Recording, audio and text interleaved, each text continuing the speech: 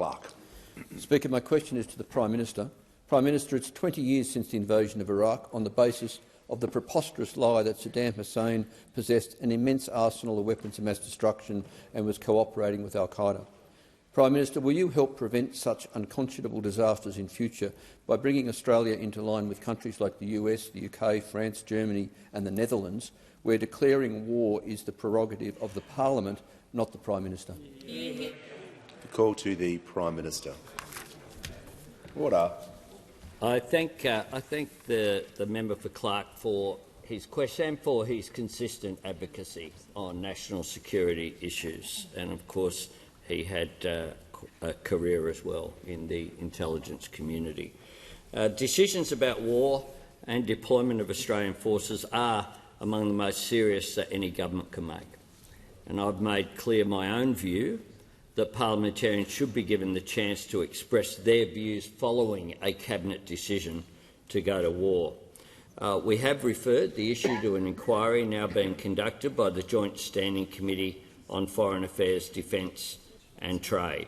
And as the member for Clark says, there are different forms of determination around different parliaments around the world. There were 2 days of parliamentary debate that Bob Hawke allowed after his cabinet decided to join the first Gulf War.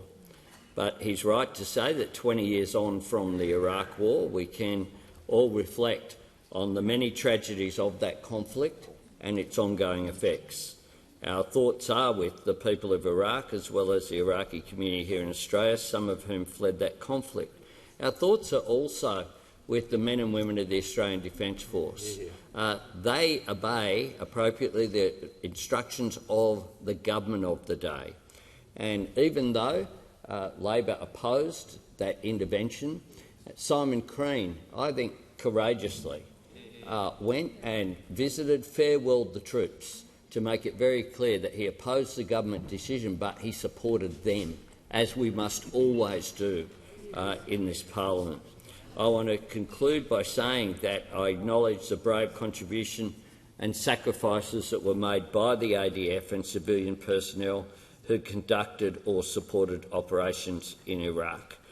We do remember as well those Australian service personnel who died and their families, and we all share our deepest sympathies with them who would still be feeling their loss.